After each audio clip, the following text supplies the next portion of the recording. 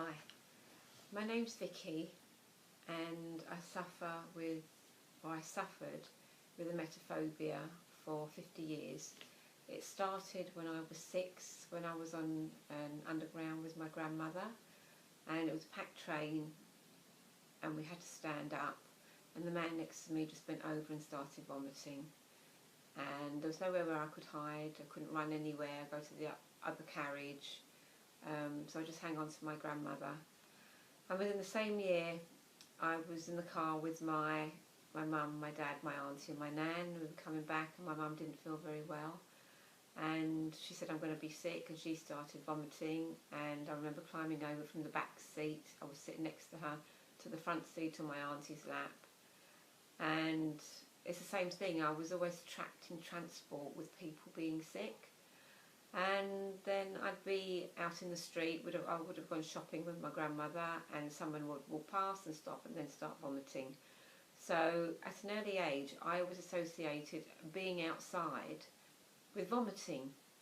So it wasn't long before every time I was going to go out with my parents or my aunt or my grandmother, I just felt really, really sick, thinking that maybe I'm going to be sick next, or there's going to be more people being sick. And this just went on through my childhood, and even when we went out and we'd go on other day trips, I wouldn't eat anything because I felt so physically sick the whole time. I couldn't really enjoy myself because I was just waiting and looking around for people if they were going to be sick. So I couldn't eat. I was just so anxious. I wouldn't eat anything until I got home. And that sort of carried on for the rest of my early childhood. It only started to get a little better when I went into my teens, and I had a good group of friends, and I used to go ice skating. And then when I got to 16, 17, I started to go clubbing. I mean, it was in the 70s, so it was just fantastic anyway. And I felt a little bit anxious sometimes when we were in clubs and somebody was drunk, and I'd look over and think, oh God, I hope they're not going to be sick. But then it would just pass, and I'd go off with my friends and, you know, get wrapped up in just laughter and music and everything. So it was pretty good in my teenage years. It only started to go wrong again when I met my husband. I know that sounds awful. He's a lovely man, love him dearly. But what happened, I think I got so used to being with him, and then we weren't going out as much, and then all of a sudden, when it was time for us to go out, I started to feel anxious again and sick. And we used to go out, and he was looking forward to going out. We'd meet up with friends and that, but the whole time I just was feeling sick again. Sort of the old feelings when I was a child had all come back again, and I hated it. I hated going out. I didn't want to go out. And then I started making excuses why not to go out. Oh, I didn't feel well, or I had a headache. And sometimes I'd say, oh, you go out, you know, because I didn't want to stop him. And then we got married, and nothing really changed. If anything, it started to get worse, because I suppose he was my significant other.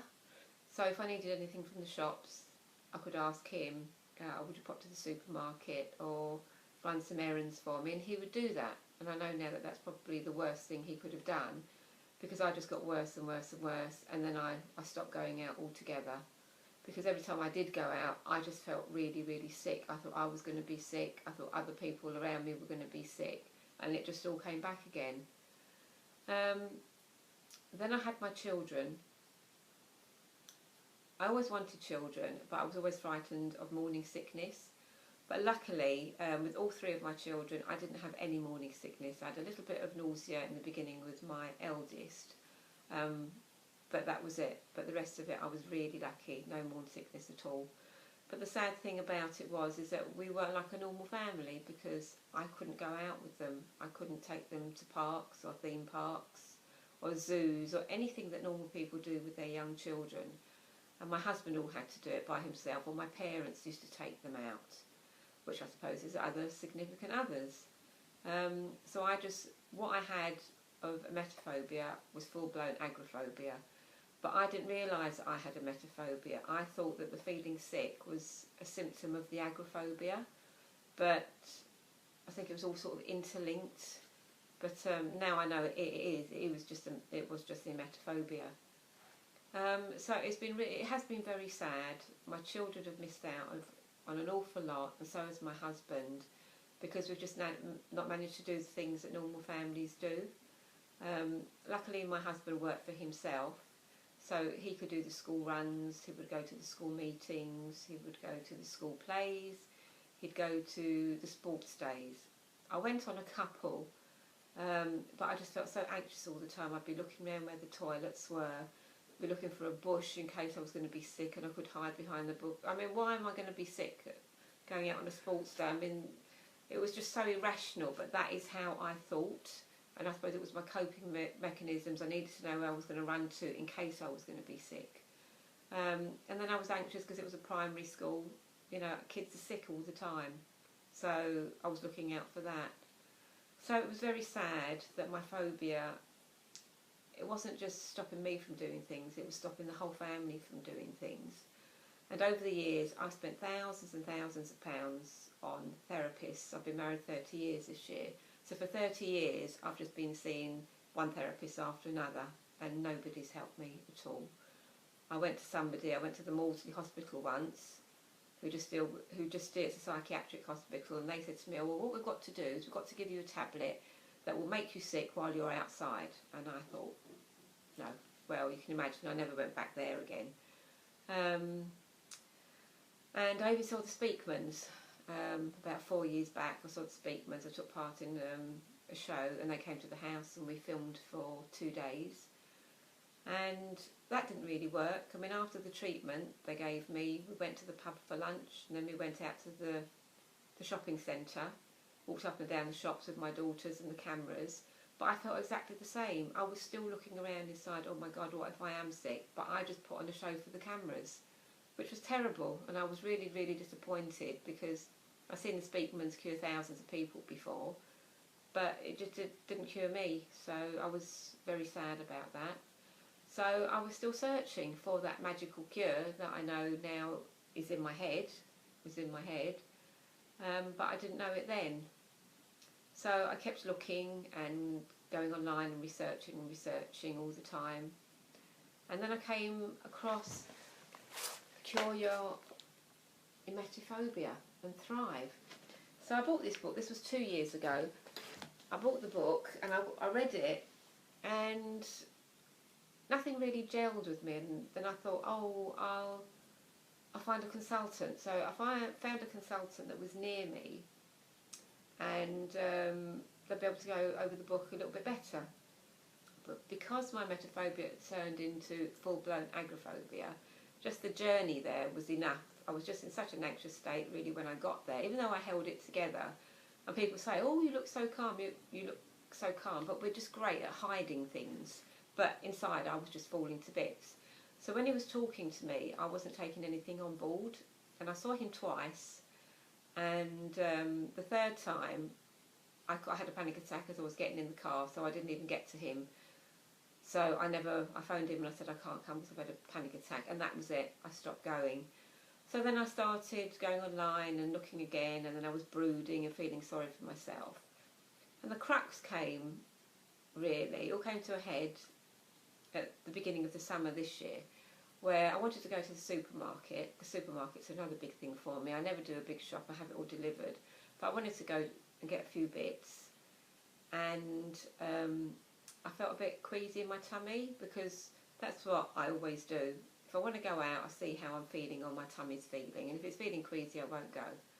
So it was feeling a bit queasy, and I thought, oh, I'll go tomorrow. And then I thought, no, you won't go tomorrow, and you won't go the next day. It's the same old, same old. You know, you're doing this over and over again. And then I started really feeling sorry for myself, saying, you're never going to get over this. You're going to be like this for the rest of your life. Woe me, woe me. So I came downstairs and I sat in the garden. It was a beautiful sunny day. I looked at the trees and the birds, and I just thought, I can't do this anymore. I feel so physically and mentally tired that I'm just worn out of mentally thinking a way out of this phobia. And my husband came out 5 minutes later, and he said to me, what's wrong? And then I said, oh, nothing, nothing. And then he started to clean the fish pond, and sort of there was 10 minutes of silence. And he said, Vicky, he said, you're just oozing depression. He said, you're radiating unhappiness. And I said, oh, am I? I said, oh, I'm really sorry. And he said, you know, it really makes me sad when you're like this. He said, because you don't want to talk about it, and I can't help you, and I don't know what to do. And you just keep it all to yourself, and you just walk around really solemn, and it really brings us down. And then I thought, oh my God, I've been doing this to him for the past 30 years. Like, it must be awful to live with somebody like that. And he's put up with me, and not just that, my girls, everything that they've missed out on over all the years, and the places and the things we haven't all done together. And then I thought, God, you've got to snap yourself out of this. You've got to put in 110%. You've got to do it. You've got to find something. You can do it. You're an intelligent person. So I thought, well, the Thrive book is upstairs. Go and get it again and bring it down and start reading it. So I brought it down and started reading it, and I thought, oh my God, that's just like me. I think just like that. How does Rob know that I think like that? And it was just mind-blowing that he was inside my head thinking, he just knew how I was thinking, all the quirky little ways, and like nobody knows, like, that's how I think. And then I thought, I'm going to find another therapist. I didn't go back to the old ones. I thought, no, I'm going to do a fresh start. And then I went on to the Thrive website, and I saw that you did Skype, and I found Cara, and she was amazing. And she ran me through everything again. And 8 weeks later, I've done more in this 8 weeks than I've done in 30 years. And I don't know how. 2 years ago, maybe I just wasn't ready for it. But this time, I'm just absorbing it. I mean, the Thrive book is my Bible. I'm reading it every day. I go over sections. I've highlighted sections. And it really is my Bible. I mean, I'm still a work in progress. But I've just done so much. And it's absolutely amazing. And all my husband is saying to me is, oh my God, I can't believe we went there. Oh my God, you're just doing so well. And you're not freaking out. And you just seem to be so much happier, and you're not moody, and you just seem so much more relaxed. Now, he sees it, I don't see it, but obviously people around me are seeing it, and it's just wonderful. It's just absolutely wonderful. We've been out for lunch for a couple of times, and normally that would be a big palaver for me, because I'd have to go and see where the toilets were. And it couldn't be just one toilet, it had to be 2 toilets, because if somebody was in that toilet, I'd start panicking. So if I felt as if I was going to be sick, I needed a toilet I could be sick into, and that no one could see me. I mean, how crazy is that? But when I was there, I thought, there was only one toilet, and it was quite a big restaurant, and I thought, hey, you know, you don't feel sick, you're not going to be sick. This is your old way of thinking. It's so habitual to think like this. And I realised that, and then I thought, and even if I did feel sick and I was sick, I'd be able to cope with it. And I went back and I had a nice meal with everybody, and it was great. And I've done that 3 times. And my husband started salsa classes 3 years ago. Sorry, he started salsa classes a year ago. And he said, do you fancy coming? And I thought, oh, no. But I did. I've been 3 times now, which is just totally weird for me. If he'd have told me that, 2 months ago, 3 months ago, there's no way in the world that I would have ever contemplated that. And I've done the beginner's class, and I've been mixed in my social anxiety. I was a little bit iffy, but then I realised what I was doing, and I was creating it, and it came down. And I've actually been doing the beginner's class. The 3rd time I went, I did have a major panic attack in the car. It came on so quickly, and it peaked, and then started to come down. And normally what I would have done, I would have said, oh, stop the car, turn back and take me home. And I didn't. I went with it, and I was talking to myself all the time saying, look, you've handled this. It's actually peaked. Nothing's happened. Nothing's going to happen. And even if you were going to be sick, you could handle it. And for me to be thinking like that is crazy. That's not how I think. And I did it, and I went along to the class. So I'd had a panic attack in the car. I'd actually gone along and I did an hour class of dancing there was 80 people there, and I was dancing with different partners. And then I sat again while my husband did the intermediate class. I was sitting there for another hour. And that, to me, is just mind-blowing.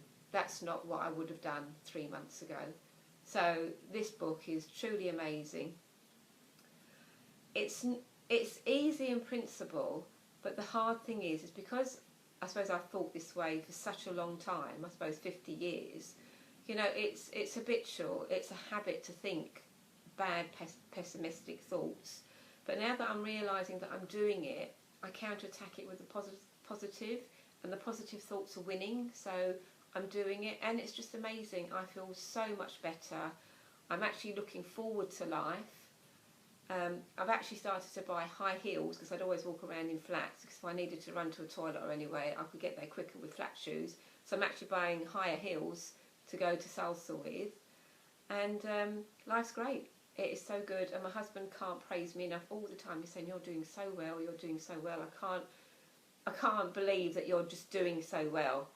And but what I need to do is praise myself more, which is not what I'm doing. I need to praise myself like my husband's praising me, especially for the little things, because you do forget to do that, because you get so wrapped up in your thoughts and what you're doing with the book that you do forget to praise. But that is so, so important, because that really does bring your self-esteem up, and it just gets easier and easier every day. So I can't praise this book enough, and all thanks to Rob and thanks to Cara. And it doesn't matter how long you've had this. I mean, I've had it for 50 years, so it doesn't matter how old you are, you can get over it, and it really is just your thinking that's doing it. And with a little time and practice, you can get over it. I'm already looking to go on a cruise holiday next year, which everybody's really looking forward to, and so am I. So, you know, it's amazing. I'm actually looking forward to the future, and it's all down to the Thrive book. So, thank you. If I can do it, you can do it. Bye.